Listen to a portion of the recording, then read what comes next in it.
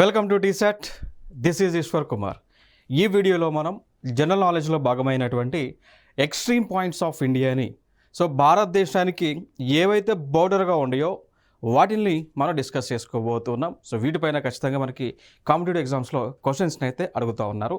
So with the help of map, Indian map, we are going to discuss about extreme points of India. So చూద్దాం మిత్రమా ఇక్కడ. So భారతదేశానికి సంబంధించి extreme points చూసుకున్నట్లయితే ఇప్పుడు బౌండరీ, ఇప్పుడు మనం ఏదైనా మనకు సరిహద్దు తీసుకున్నట్లయితే 4 డైరెక్షన్స్ ఉంటాయి. అట్లా ఇండియాకి కూడా 4 డైరెక్షన్స్ని మనం కన్సిడర్ చేస్తూ ఉన్నాం. ఒకటి నార్త్ పాయింట్ అని, ఒకటి నార్త్ పాయింట్ అని, 2 సౌత్ పాయింట్ అని. ఇప్పుడు ఫర్ ఎగ్జాంపుల్ ఇప్పుడు ఇది ఒక ఆబ్జెక్ట్ అనుకుంటే దీనికి north, south, east and west points ఉంటాయి కదా, వీటిలో సరిహద్దుగా మనం కన్సిడర్ చేస్తాం కదా. అవి భారతదేశానికి ఎక్కడెక్కడ ఉన్నాయి అనేటువంటి పాయింట్స్ని మనం డిస్కస్ చేసుకోబోతూ ఉన్నాం. సో ఇక్కడ ఓన్లీ డైరెక్షన్స్ని మనం చూస్తాం, north, south, west and east. So 4 extreme points of ఇండియాని మనం చూద్దాం ఇక్కడ. సో ముందుగా చూసుకున్నట్లయితే ఇది మనందరూ తెలుసు, ఇదొక మన ఇండియా యొక్క మ్యాప్, భారతదేశం యొక్క మ్యాప్. సో భారతదేశానికి నార్త్ ఇక్కడ, సౌత్ ఇక్కడ, వెస్ట్ ఇక్కడ అండ్ ఈస్టర్న్ పాయింట్ ఇక్కడ. సో వీటి యొక్క సరిహద్దులు చూస్తే ముందుగా రాష్ట్రాలు మనం చూసుకున్నట్లయితే, లేదా రాష్ట్రం ఉంటే రాష్ట్రం, లేదంటే కేంద్రపాలిత ప్రాంతం ఉంటే కేంద్రపాలిత ప్రాంతం. సో భారతదేశానికి నార్థర్న్ మోస్ట్లో ఉన్నటువంటి ప్రాంతం, భారతదేశానికి నార్థర్న్ మోస్ట్లో ఉన్నటువంటి ప్రాంతం ఇక్కడ మనం చూసుకున్నట్లయితే జమ్మూ అండ్ కాశ్మీర్ ఉంటుంది, జేఎండ్కే అంటాం. సో నార్థర్న్ మోస్ట్లో ఉన్నటువంటి ప్రాంతం జమ్మూ అండ్ కాశ్మీర్. సో అదే ఇప్పుడు ప్రస్తుతం కేంద్రపాలిత ప్రాంతం కాబట్టి so Jammu and Kashmir is a union territory. దాని తర్వాత భారతదేశానికి సదరన్ మోస్ట్లో ఉన్నటువంటి రాష్ట్రం చూసుకున్నట్లయితే ఇక్కడ మనకి తమిళనాడు ఉంటుందండి, తమిళనాడు. సో సదరన్ మోస్ట్లో భారతదేశానికి తమిళనాడు ఉంటుంది. ఇది మెయిన్ ల్యాండ్కి, భారతదేశంలో భాగమైనటువంటి మెయిన్ ల్యాండ్కి. అట్లా కాకుండా మన యొక్క ఐలాండ్స్ ఏవైతే ఉన్నాయో, ద్వీపాలను కూడా మనం కన్సిడర్ చేస్తే భారతదేశానికి సదరన్ మోస్ట్ పాయింట్ వచ్చేసి అండమాన్ అండ్ నికోబార్లో ఉంటుంది అండి, అండమాన్ అండ్ నికోబార్. సో ఈ ప్రాంతాలు భారతదేశానికి సదరన్ మోస్ట్ ఎక్స్ట్రీమ్ పాయింట్స్గా మనం చెప్పుకోవచ్చు. మెయిన్ ల్యాండ్ అంటే మాత్రము తమిళనాడు వస్తుంది. ఆల్ ఓవర్ ఇండియా అన్నప్పుడు మాత్రం Andaman and Nicobar is the southern most extreme point for India. Next అంశం ఇక్కడ చూడవచ్చు, వెస్టర్న్ సైడ్ చూసుకున్నట్లయితే, సో పశ్చిమాన మనం చూసుకున్నట్లయితే గుజరాత్ రాష్ట్రం పశ్చిమాన ఉంటుంది భారతదేశానికి. ఈస్టర్న్ సైడ్ మనం చూసుకున్నట్లయితే, సో లైక్ తూర్పు పరంగా మనం చూసుకున్నట్లయితే అరుణాచల్ ప్రదేశ్ అనేటువంటి రాష్ట్రం బౌండరీగా ఇక్కడ ఉంటుంది అండి. క్లియర్ కదా. సో ఈ అంశాలను గుర్తుపెట్టుకోండి. సో సూర్యుడు మార్నింగ్ అరుణాచల్ ప్రదేశ్ రాష్ట్రంలో ఉదయిస్తే అస్తమించేది గుజరాత్లో అండి. ఇది ఒక అంశాన్ని గుర్తుపెట్టుకోండి. దీనిపైన గతంలో కూడా క్వశ్చన్స్ అడిగి ఉన్నారు. భారతదేశంలో ఏ రాష్ట్రంలో మొట్టమొదటిగా సూర్యకిరణాలు పడతాయి, ఏ రాష్ట్రము పైన భారతదేశంలో మొట్టమొదటిసారిగా సూర్యకిరణాలు పడతాయని చెప్పేసి గతంలో అడిగారు. సో ఆన్సర్ వచ్చి అరుణాచల్ ప్రదేశ్ అని, ఈశాన్య రాష్ట్రమైనటువంటి అరుణాచల్ ప్రదేశ్లోనే మొట్టమొదటిసారిగా సూర్యకిరణాలు పడతాయి. లాస్ట్గా చిట్ట చివరిగా సూర్యకిరణాలను పడేటువంటి రాష్ట్రం ఏది అన్నప్పుడు ఆన్సర్ వచ్చేసి గుజరాత్లో పడతాయి. మనందరూ తెలుసు కదా, sun always rises in the east direction and he sets in the west direction. Clear కదా. సో అందుకోసం అక్కడ ఉదయిస్తే ఇక్కడ అస్తమిస్తాడు అండి. ఇది ఒక అంశం. నెక్స్ట్ అంశంగా చూసుకున్నట్లయితే మరి నార్థర్న్ మోస్ట్ పాయింట్ ఆఫ్ ఇండియాకి ఇప్పుడు దాకా మన రాష్ట్రాలు చూసాం, అది కాకుండా ఎగ్జాక్ట్ పాయింట్స్ ఉన్నాయి. దానిలో నార్థర్న్ మోస్ట్లో ఉన్నటువంటి పాయింట్ వచ్చేసి ఇందిరా కాల్ అని పిలుస్తాం, ఇందిరా కాల్ అని పిలుస్తుంటాం. సో ఇక్కడ ఇందిరా కాల్ అనేటువంటిది ఒక ఎత్తైనటువంటి ప్లేస్లో ఉంటుంది. దాదాపు మనం ఎత్తులో చూసుకున్నట్లయితే 5764 మీటర్ల ఎత్తులో ఉంటుంది. సో ఇంచుమించు ఇట్ ఈస్ నియర్ టు షియాచిన్ ముజ్దాగ్.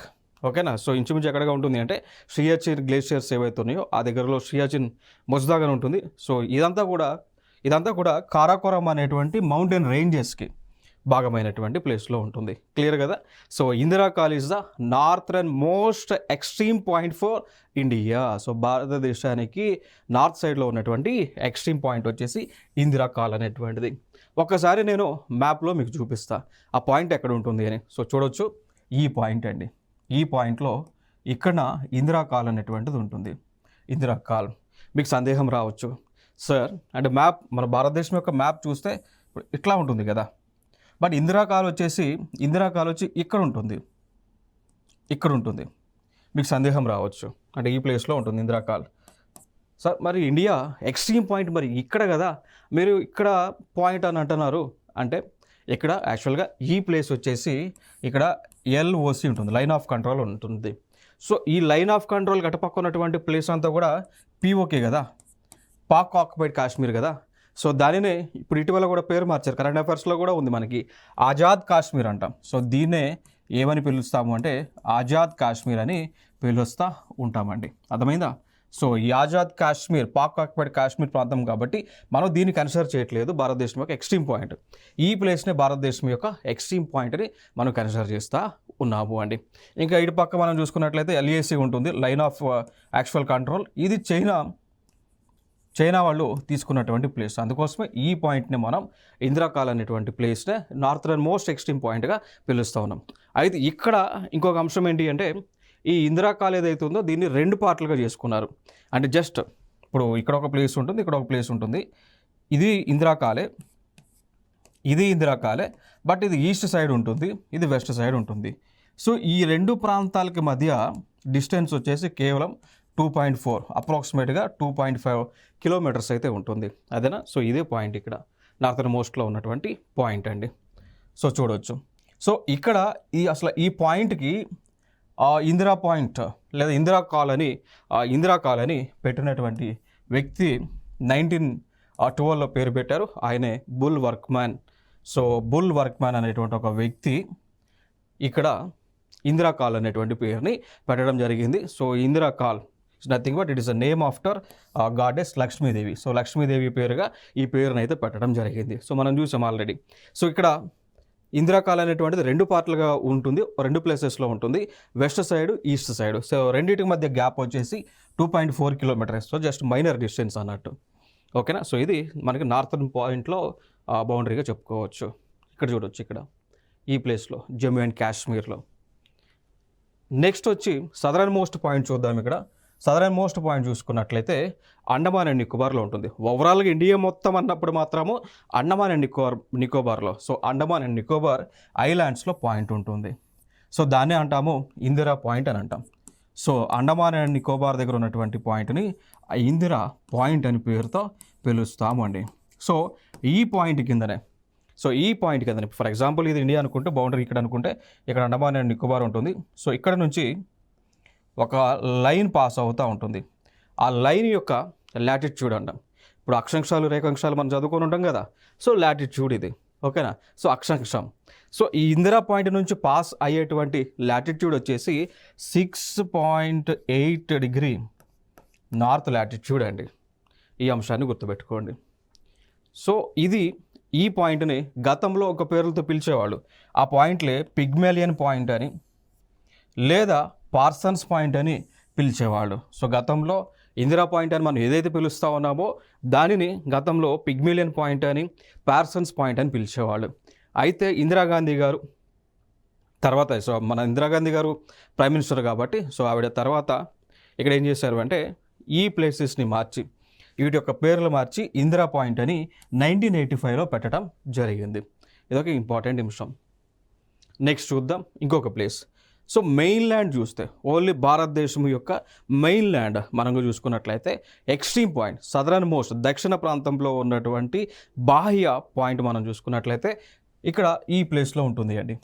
ఇది కన్యాకుమారికి దగ్గర, తమిళనాడు రాష్ట్రంలో కన్యాకుమారికి దగ్గర. సో ఇక్కడ ఇది ఎక్స్ట్రీమ్ పాయింట్ అంటాం ఇది. సో దాన్నే పిలుస్తాము వివేకానంద రాక్ మెమోరియల్గా పిలుస్తాం. చూడండి ఇక్కడ వివేకానంద రాక్ మెమోరియల్గా పిలుస్తూ ఉంటాం. It is the extreme point of India. So ఇది టూరిస్ట్ ప్లేస్ కూడా, అక్కడ కన్యాకుమారి ఏరియా ఉంటుంది తమిళనాడులో, కన్యాకుమారి బీచ్ ఏరియా కదా, సో అక్కడ ఇది ఎక్స్ట్రీమ్ పాయింట్ ఇది. నెక్స్ట్ వెస్టర్న్ సైడ్ చూసుకున్నట్లయితే వెస్టర్న్ సైడ్లో ఎక్స్ట్రీమ్ పాయింట్ వచ్చేసి గుజరాత్ రాష్ట్రంలో గుహార్మోతి అనేటువంటి ఒక ప్లేస్లో ఉంటుంది అండి. సో గుహార్మోతి అనేటువంటి ఒక ప్లేస్ గుజరాత్ రాష్ట్రంలో నారాయణ సరోవర్ అనేటువంటి ఒక ప్లేస్ దగ్గర కచ్ జిల్లాలో ఉంటుంది. ఇది western most point. So western most point ఇది ఉన్నటువంటి దగ్గరలో ఉన్నటువంటి విలేజ్ నారాయణ సరోవర్ అనేటువంటి విలేజ్. దాంతోపాటు కోటేశ్వర టెంపుల్ అనేటువంటిది కూడా ఉంటా ఉంది. సో చూడవచ్చు ఇదే ప్లేస్లో గుజరాత్ రాష్ట్రంలో ఇక్కడ గుహార్మోతి అనేటువంటిది వెస్టర్న్ మోస్ట్, సో పశ్చిమాన, భారతదేశానికి పశ్చిమాన ఉన్నటువంటి బాహ్య పాయింట్ ఇది ఇండియా యొక్క వెస్టర్న్ బౌండరీ పాయింట్. నెక్స్ట్ ఇంకొకటి చూసుకున్నట్లయితే ఈస్టర్న్ పాయింట్ ఆఫ్ ఇండియా అండి. సో భారతదేశంలో ఈస్టర్న్ సైడ్, తూర్పు సైడ్ బాహ్య పాయింట్ వచ్చేసి దానినే మనం పిలుస్తాము కిబుతు అనేటువంటి పేరుతో పిలుస్తాం. సో ఇక్కడ అరుణాచల్ ప్రదేశ్ రాష్ట్రంలో అంజా అనేటువంటి ఒక జిల్లా ఉంటుంది. అంజా అనేటువంటి ఒక జిల్లా ఉంటుంది. సో ఆ జిల్లాలోనే కిబుతు అనేటువంటి ఒక ప్లేస్ ఉంటుంది. So it is eastern most point of India. Okay, so చూడవచ్చు ఇక దాని దగ్గరలోనే ఈ ప్లేస్కి దగ్గరలోనే దిఫు పాస్ అనేటువంటిది ఉంటుంది. సో దీని దగ్గరలో జస్ట్ 40 కిలోమీటర్స్ దగ్గరలోనే దిఫు పాస్ అనేటువంటిది కూడా ఉంటుంది. So Diphu pass is nothing but it is a road అండి. సో పాస్ అనే దానికి మీనింగ్ ఏంటి అంటే రోడ్ అని మీనింగ్. క్లియర్ కదా, రోడ్ అని మీనింగ్ అండి. సో ఇక్కడ ఈ దిఫు పాస్ అనేటువంటిది ఒక ట్రై జంక్షన్. ఏ ప్రాంతాలకు ట్రై జంక్షన్ అండి? 3 దేశాలకు, ఇండియాకి, చైనాకి, మయన్మార్కి. సో ఇండియాకి, చైనాకి, మయన్మార్కి మధ్య ఈ ప్లేస్ అనేటువంటిది ట్రై జంక్షన్గా ఉంది. ఇదొక అంశం. సో చూడవచ్చు మ్యాప్లో మనం చూసుకున్నట్లయితే ఈస్టర్న్ పాయింట్లో ఈ ప్లేస్ అండి. సో ఇది eastern most point for India. So ఇది ఇన్ టర్మ్స్ ఆఫ్ మన టేబుల్లో చూసుకుంటే ఈ విధంగా చూడవచ్చు. సో నార్థన్ మోస్ట్ పాయింట్ వచ్చేసి ఇందిరాకాలు, లదాఖ్, జమ్మూ అండ్ కాశ్మీర్ ప్రాంతం. Southernmost point of India వచ్చేసి ఇందిరా పాయింట్ లేదా దాన్ని పిగ్మిలియన్ పాయింట్ అంటారు. సో అండమాన్ అండ్ నికోబార్లో. నెక్స్ట్ వచ్చి southernmost point mainland వచ్చి కన్యాకుమారి, తమిళనాడు రాష్ట్రంలో. Easternmost point of India వచ్చి కిబుతు అంటారు. సో ఇది అరుణాచల్ ప్రదేశ్లో. And westernmost point of India దాన్నే గుహర్మోతి అంటారు. అదే గుజరాత్ రాష్ట్రానికి చెందినటువంటిది. సో ఇది ఇన్ టర్మ్స్ ఆఫ్ టేబుల్లో మనం చూద్దాం. మళ్ళీ ఒకసారి ఇన్ టర్మ్స్ ఆఫ్ మ్యాప్లో కనుక మనం చూసుకున్నట్లయితే ఈ ప్లేస్ అండి. క్లియర్ కదా. సో ఇక్కడ చూడవచ్చు, ఇక్కడ ఈ Jammu and Kashmir and Ladakh union territories కదా. సో ఈ ప్లేస్లో ఉంటుంది ఇందిరాకాల్. నెక్స్ట్ చూసుకున్నట్లయితే ఇక్కడ గుహర్మోతి గుజరాత్. ఇక్కడ ఇండియాకి మెయిన్ ల్యాండ్ పరంగా చూస్తే ఇక్కడ కన్యాకుమారి దగ్గర లేదు. ఐలాండ్స్ కనుక కూడా మనం కంపేర్ చేస్తే ఈ ప్లేస్లో ఉంటుంది అండి ఇందిరా పాయింట్ అనేటువంటిది. దాన్ని పిగ్మిలియన్ పాయింట్ అని కూడా పిలుస్తూ ఉంటాం. So in terms of latitudes and longitudes చూస్తే ఈ విధంగా ఉంటుంది. సో ఇక్కడ ఈ విధంగా, సో లాటిట్యూడ్ 68.7 degrees ఈస్ట్ అక్షాంశం పాస్ అవుతూ ఉంటుంది. కింద చూసుకుంటే ఇందిరా పాయింట్ దగ్గర 6 degrees 8 minutes north latitude pass అవుతూ ఉంటుంది. కన్యాకుమారి దగ్గర 8 degrees 4 minutes north latitude pass అవుతూ ఉంటుంది. సో ఇవి బౌండరీ పాయింట్స్గా మనం చెప్పుకోవచ్చు అండి. సో దానికి సంబంధించి మరి ఎటువంటి క్వశ్చన్స్ వస్తున్నాయి అంటే ఇక్కడ like which is the southernmost point of the Indian mainland. So భారత ప్రధాన భూభాగంలో దక్షిణ అంచున ఉన్న ప్రాంతం ఏది అంటా ఉన్నారు. సో ఇక్కడ answer Kanyakumari. So Kanyakumari is the answer. Next question చూద్దాం. The southernmost point of India Indira points is in అంటున్నారు. సో ఇక్కడ ఏమన్నారు, భారతదేశానికి దక్షిణాన ఉన్న ఇందిరా పాయింట్ ఏ ప్రాంతంలో ఉంది అని అడుగుతూ ఉన్నారు. ఆప్షన్స్లో Tamil Nadu, B Chota Nicobar, C great Nicobar and D Car Nicobar island అని అడుగుతూ ఉన్నారు అండి. సో ఈ క్వశ్చన్కి ఆన్సర్ ఇవ్వండి. నెక్స్ట్ క్వశ్చన్ చూద్దాం. Which is the northernmost point of the Indian mainland. So భారతదేశానికి నార్థన్ మోస్ట్ పాయింట్ ఇండియాకి ఏది ఉందంటున్నారు. So A Wagah border, B Indira Col and C Siachen glacier and D Srinagar అండి. మరి ఈ క్వశ్చన్కి కూడా తెలిస్తే కామెంట్ బాక్స్లో ఆన్సర్స్ ఇవ్వండి. But even though I can say that it is northernmost అన్నప్పుడు Indira Col. Next question. So name the place in India where Bay of Bengal, Arabian Sea and Indian Ocean meet. So ఏ ప్రాంతంలో 3 సముద్రాలు కలుస్తూ ఉన్నాయి అంటున్నారు. So భారతదేశానికి చుట్టుపక్కల 3 సముద్రాలు ఉన్నాయి కదా, అవి ఏ ప్లేస్లో కలుస్తున్నాయి అని అడుగుతూ ఉన్నారు. A Kanyakumari, B Indira point and C Nagercoil and D Rameswaram. So answer ఏమవుతుంది కన్యాకుమారి. సో అంటే ఈ విధంగా క్వశ్చన్స్ అనేటువంటివి ఈ టాపిక్ సంబంధించి అడుగుతూ ఉన్నారు. అందుకోసమే జస్ట్ కొన్ని మోడల్ క్వశ్చన్స్ని డిస్ప్లే చేయడం జరిగింది. Nick names of Indian reverse. So భారతదేశంలో ఉన్నటువంటి నదుల యొక్క మారు పేర్లు లేదంటే ముద్దు పేర్లుగా పిలువబడేటువంటి పేర్లను డిస్కస్ చేయబోతూ ఉన్నాం. సో చూద్దాం. ఇక్కడ ముందుగా చూద్దాం సింధు నది. సో సింధు నది భారతదేశంలోనే అతి ప్రాచీనమైనటువంటి నది. ఓకేనా. సో దానిని ఇప్పుడు మనం ఇందస్ రివర్గా పిలుస్తూ ఉంటాం. సో సింధు నదిని ఇందస్ రివర్గా పిలుస్తూ ఉంటాం. గతంలో ఇదే సింధు నదిని ఇందు నదిగా పిలిచేవాళ్ళం అండి. సో మనందరికీ తెలుసు కూడా, ఇంకా హిస్టరీలో మనం చదువుకున్నాం. ఇదే సింధు నది పేరుపై నుంచే ఇండియా అనేటువంటి లేదా హిందూ అనేటువంటి పేరు ఆవిర్భవించింది అనేటువంటి అంశం కూడా మనం ఇండియన్ హిస్టరీలో చదువుకొని ఉన్నాం. నెక్స్ట్ ఇంకొక రివర్ అంటాం, డెడ్ రివర్ అంటాం. Dead river.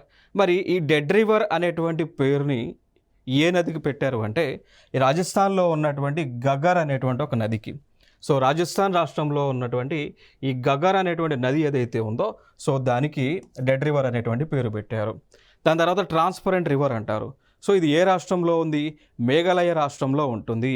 సో దీనికి ఏ నదికి పెట్టారంటే ఈ పేరుని ఉమ్నగట్ రివర్ అనేటువంటి పేరుకి పెట్టారు. చూడవచ్చు మీరు. సో ఇది ట్రాన్స్పరెంట్ రివర్. సో నీరు చూస్తే మీకు కింద ఈవెన్ రివర్లో ఉన్నటువంటి సర్ఫేస్ కూడా మీకు కనిపిస్తూ ఉంటుంది. అందుకే దీన్ని ట్రాన్స్పరెంట్ రివర్గా పిలుస్తూ ఉన్నారు. నెక్స్ట్ చూస్తే రెడ్ రివర్ అంటారు. మరి ఎర్ర నది. సో ఎర్ర నది అని ఏ నదిని పిలుస్తున్నాము అంటే బ్రహ్మపుత్ర నది. So Brahmaputra river. సో ఏదైతే మనం టిబెట్ దేశంలో సాంగ్పో అనేటువంటి పేరుతో పిలుస్తున్నామో, సాంగ్పో అనేటువంటి పేరుతో పిలుస్తున్నామో, సో ఆ నదియే బ్రహ్మపుత్రగా భారతదేశంలో పిలుస్తూ ఉన్నాం. సో దానినే రెడ్ రివర్గా పిలుస్తూ ఉన్నాం. నెక్స్ట్ ఇంకొక రివర్. సో యార్లంగ్ సాంగ్పో అంటాం. సో సాంగ్పో రివర్ అంటాం, యార్లంగ్ సాంగ్పో అని కూడా పిలుస్తాం. సో ఇది టిబెట్లో యార్లంగ్ సాంగ్పో అంటాం. అదే నది భారతదేశంలోకి ఎంటర్ అయితే బ్రహ్మపుత్ర రివర్గా పిలుస్తూ ఉంటాము అండి. దాని తర్వాత అదే బ్రహ్మపుత్ర నదిని అరుణాచల్ ప్రదేశ్లో 2 పేర్లతో పిలుస్తుంటారు. ఒకటి సియాంగ్ రివర్ అని, 2 దిహాంగ్ రివర్ అని పిలుస్తూ ఉంటారు. అదే బ్రహ్మపుత్ర రివర్ని అస్సాం రాష్ట్రంలో లుయుత్, అదేవిధంగా దిలావ్ అనేటువంటి పేర్లతో పిలుస్తూ ఉంటారు. బ్రహ్మపుత్ర నదిని లియుత్ అండ్ దిలావో అనేటువంటి పేర్లతో అస్సాం రాష్ట్రంలో పిలుస్తూ ఉంటారు. నెక్స్ట్ ఉత్తరాఖండ్లో శారదా నది అనేటువంటిది ఉంటుంది. సో దానినే కాళీ రివర్ అని, లేదంటే మహాకాళి నది అని పిలుస్తూ ఉంటారు. సో ఉత్తరాఖండ్లో ఉన్నటువంటి శారదా నదిని 2 పేర్లతో పిలుస్తుంటారు, 2 పేర్లతో పిలుస్తూ ఉంటారు. కాళీ నది అని, మహాకాళి అనేటువంటి నదులతో పిలుస్తూ ఉంటారు. దాని తర్వాత కోసి నదిని కోసి రివర్ అంటాం. ఇది బీహార్ రాష్ట్రంలో ఉంటుంది. సో ఆ నదిని సారో ఆఫ్ బీహార్గా పిలుస్తూ ఉంటారు. దీన్ని చాలా ఎగ్జామ్స్లో అడగటం జరిగింది అండి. Which river is regarded as sorrow of Bihar. So ఏ నది బీహార్ రాష్ట్రానికి దుఃఖదాయిగా ఉంది అని వివిధ ఎగ్జామ్స్లో అడగటం జరిగింది. సో ఆన్సర్ వచ్చేసి కోసి నది. మరి ఎందుకు కోసి నదిని సారో ఆఫ్ బీహార్గా పిలుస్తూ ఉంటారు అంటే, ఈ కోసి నది అనేటువంటిది ప్రతిసారి కూడా తన యొక్క డైరెక్షన్ని ఎప్పుడు ఆ నది ప్రవహించేటువంటి సమయంలో డైరెక్షన్స్ని ఎప్పటికప్పుడు మార్చుకుంటూ ఉంటుంది. సో మార్చుకోవటం వలన వివిధ ప్రాంతాల్లోకి ఫ్లడ్స్, వరదలు అనేటువంటివి వస్తూ ఉన్నాయి. పంట నష్టం కానీ, ఆస్తి నష్టం కానీ జరుగుతూ ఉంది. అందుకోసమే సారో ఆఫ్ బీహార్గా కోసి నదిని పిలుస్తూ ఉన్నారు. దాని తర్వాత ఇదే మహానదిని సారో ఆఫ్ ఒడిశాగా పిలుస్తూ ఉన్నారు. సేమ్ కోసి నది ఏ విధంగా బీహార్లో తన యొక్క దిశను మార్చుకుంటూ ఉంటుందో, అదేవిధంగా మహానది కూడా దాని యొక్క దిశని మార్చుకుంటా ఉన్నది అండి. సో సారో ఆఫ్ ఒడిశాగా పిలుస్తూ ఉంటారు. నెక్స్ట్ ఇంకొక నది మనం చూసుకున్నట్లయితే బ్రహ్మపుత్ర రివర్. సో దీన్ని కూడా ఏమని పిలుస్తారంటే సారో ఆఫ్ అస్సాంగా బ్రహ్మపుత్ర నదిని పిలుస్తూ ఉంటారు. సో సారో ఆఫ్ అస్సాం ఏ నదిని పిలుస్తారండి? బ్రహ్మపుత్ర రివర్ని పిలుస్తారు. దాని తర్వాత Damodar river. So Damodar river అనేటువంటిది వెస్ట్ బెంగాల్ రాష్ట్రంలో ప్రవహించేటువంటి నది. దీనిని సారో ఆఫ్ వెస్ట్ బెంగాల్గా పిలుస్తూ ఉంటారు. ఇంకొక నది ఉంటుంది సేమ్ అదే దామోదర్ రివర్. ఇది జార్ఖండ్లో ప్రవహిస్తూ ఉంటుంది, జార్ఖండ్లో. సో దీనినే సారో ఆఫ్ వెస్ట్ జార్ఖండ్గా పిలుస్తూ ఉంటారు. నెక్స్ట్ ఇదే దామోదర్ రివర్ని రివర్ ఆఫ్ సారోస్గా పిలుస్తూ ఉంటారు ఇదే నదిని. ఇంకొక అంశం మనం చూసుకున్నట్లయితే ధోని రివర్ ఉంటుంది. సో ధోని రివర్ని కర్ణాటక రాష్ట్రంలో ప్రవహిస్తుంది. ఈ రివర్ అనేటువంటిది దీనినే ఏమని పిలుస్తారు? సారో ఆఫ్ కర్ణాటక పిలుస్తారు. సోన్ రివర్ మధ్యప్రదేశ్ రాష్ట్రంలో ప్రవహిస్తూ ఉంటుంది. దీనిని సారో ఆఫ్ మధ్యప్రదేశ్గా పిలుస్తారు అండి. దాని తర్వాత వెరీ ఇంపార్టెంట్ న్యూస్లో ఉన్నటువంటి అంశం బుడమేరు రివర్. సో ఇదే బుడమేరు రివర్ వలన ఇటీవల విజయవాడలో, సో ఆంధ్రప్రదేశ్లో ఉన్నటువంటి విజయవాడలో ఎప్పుడూ లేనటువంటి విధంగా, ఎన్నడూ లేనటువంటి విధంగా తీవ్రమైనటువంటి వరదలు రావడం జరిగింది. ఓకేనా. సో అందుకే ఈ బుడమేరుని సారో ఆఫ్ ఆంధ్రప్రదేశ్గా పిలుస్తూ ఉంటారు. దాని తర్వాత స్వాన్ రివర్ ఉంటుంది. సో ఇది హిమాచల్ ప్రదేశ్లో ప్రవహిస్తూ ఉంటుంది. So like sorrow of Himachal ప్రదేశ్గా స్వాన్ రివర్ని పిలుస్తూ ఉన్నాం. నెక్స్ట్ అంశంగా మనం చూసుకుంటే ఇంకొక రివర్ గోదావరి రివర్. దీన్ని వృద్ధగంగా అని, దక్షిణ గంగా అని పిలుస్తూ ఉంటారు. So Godavari river is also known as దక్షిణ గంగా లేదా వృద్ధగంగాగా కూడా పిలుస్తూ ఉంటారు. నెక్స్ట్ అంశం చూస్తే కావేరీ రివర్.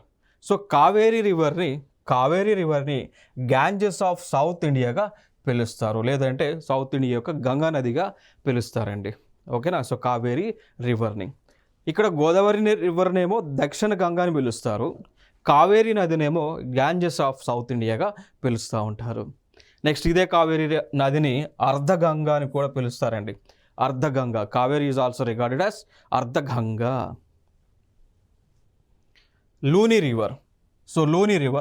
సో దీన్ని లవణావరి లేదంటే సాల్ట్ రివర్ అని కూడా పిలుస్తూ ఉంటారు. సో ఈ లూని రివర్ అనేటువంటిది గతంలో ఈ రాజస్థాన్ ప్రాంతంలో ప్రవహించేటువంటి నది.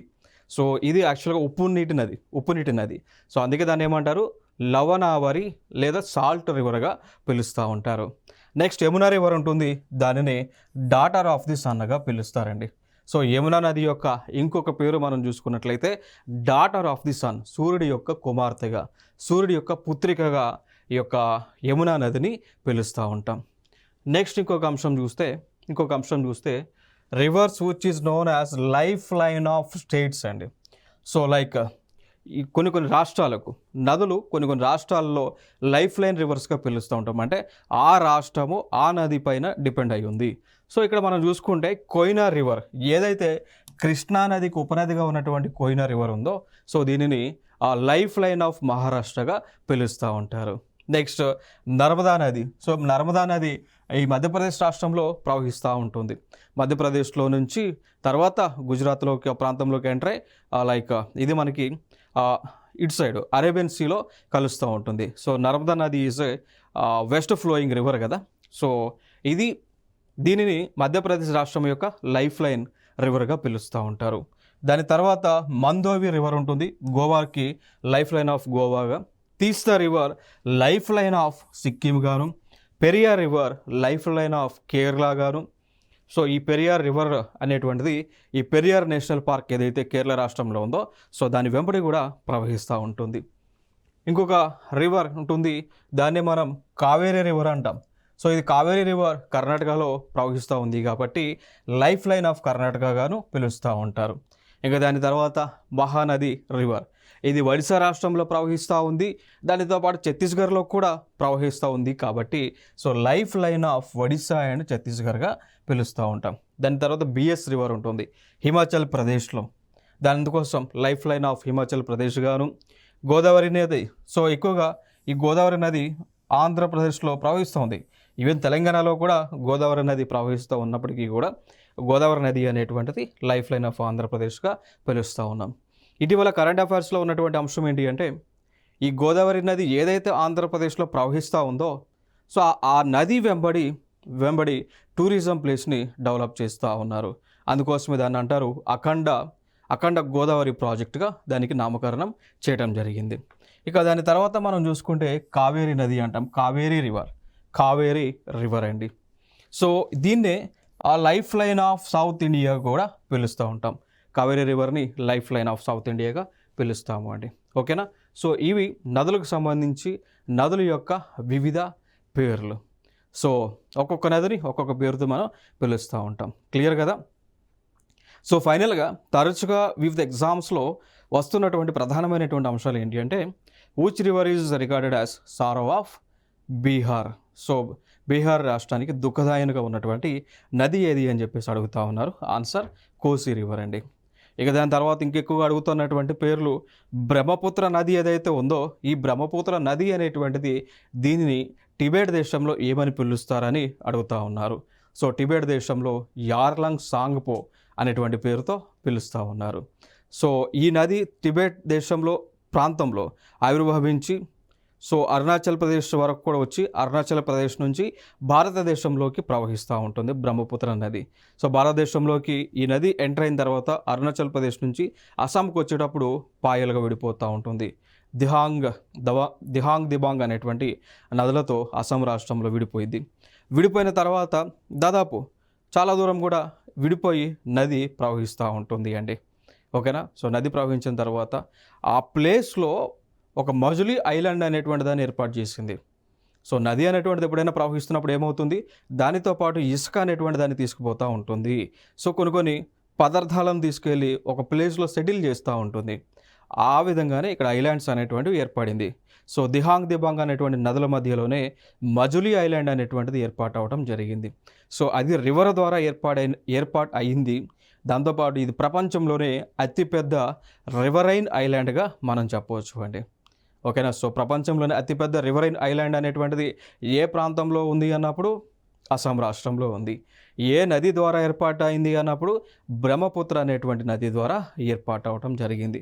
సో అట్లా ఈ విధంగా క్వశ్చన్స్ ఫ్రేమ్ చేస్తూ ఉన్నారు.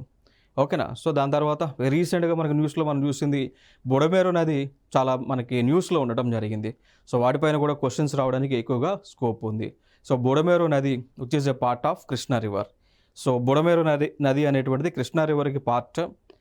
దానిని సారో ఆఫ్ ఆంధ్రప్రదేశ్గా పిలుస్తూ ఉంటారు అండి. ఇక దాని తర్వాత తెలంగాణలో చూసుకున్నట్లయితే తెలంగాణలో ప్రధానంగా ప్రవహిస్తున్నటువంటి నదులలో చూసుకున్నట్లయితే కృష్ణా నది ప్రవహిస్తూ ఉంది, గోదావరి నది ప్రవహిస్తూ ఉంది. సో ఈ కృష్ణా నదులకి ఈ యొక్క ట్రిబ్యూటరీస్ ఉంటాయి, లైక్ ప్రాణహిత ఇవన్నీ కూడా ట్రిబ్యూటరీస్గా మనం చెప్పుకోవచ్చు గోదావరి ప్రాంతాలకి, కృష్ణా నదులకి. సో వీటిపైన మనకి వివిధ ప్లేసెస్లో డ్యామ్స్ అనేటువంటివి నిర్వహించడం జరిగింది. తెలంగాణలో ఉన్నటువంటి నదులలో ఈ ప్లేసెస్ పైన వివిధ డామ్లను కూడా నిర్మించడం జరిగింది అండి. సో ఇవి ప్రధానంగా మనకి రివర్స్కి సంబంధించి వాటి యొక్క నిక్ నేమ్స్. సో నెక్స్ట్ వీడియోలో సరికొత్త అంశంతో మీ ముందుకు రావడం జరుగుతుంది. Thank you so much.